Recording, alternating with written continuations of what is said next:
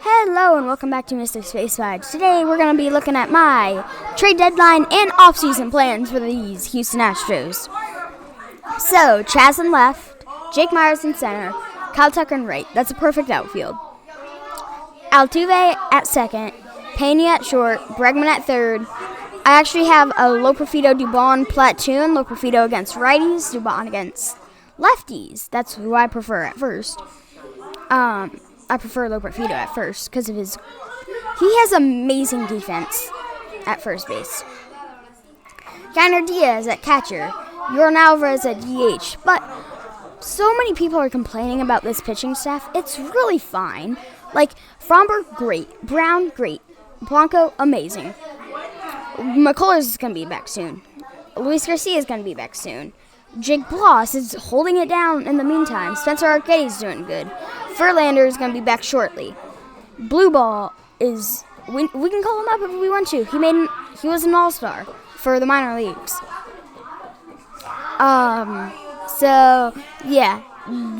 But at the deadline, if a trade does come, I have these players getting traded. Bo Bichette and Chad Green would come to the Astros for Jake Myers, Luis Baez, and Logan Cerny. Logan Cerny, a not-ranked prospect in the Astros system, but he would be a good speed dude. He could be like a pitch runner in the future, but Luis Baez is the second-ranked Astros prospect. But yeah, he would be traded. And Jake Myers going to the Blue Jays for Bo Bichette.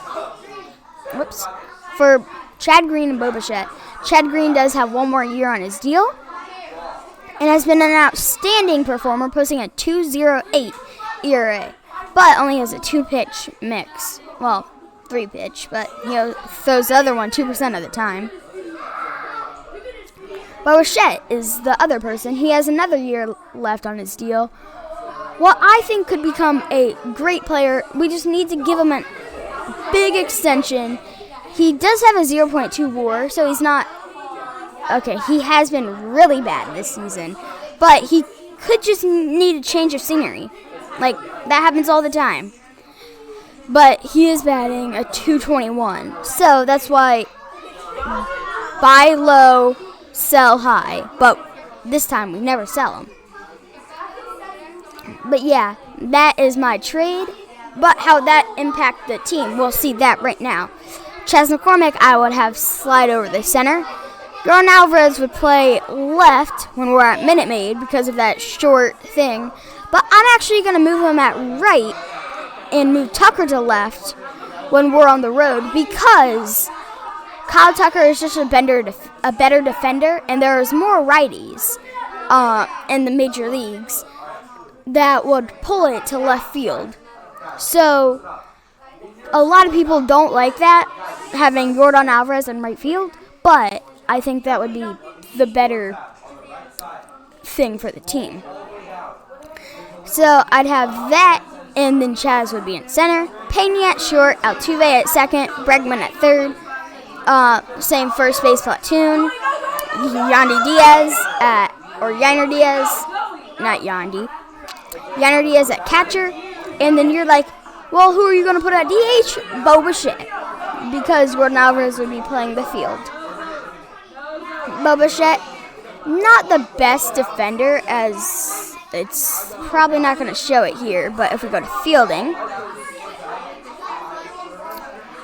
he has a fielding percentage of what? Where's the fielding percentage? Oh, he has this season's posting a 19.3 pace, so not the best. And has 7 errors already this season. To put that into a match, last year he had 8 errors. The year before he had 23. The year before that, 24. So he is not a very good defender. But how would that, when Bregman leaves in the postseason, this is what I'm going to do. Victor Caratini, who is our backup catcher, he has been an amazing catcher as you look at this. But He is a catcher, yes, but he can also play like a first base and third base. So I say he's still a bench player, but we sign Elias Diaz to a 1-year, $3 million deal, which he's a great defender, makes contact as he's batting a .286 this season.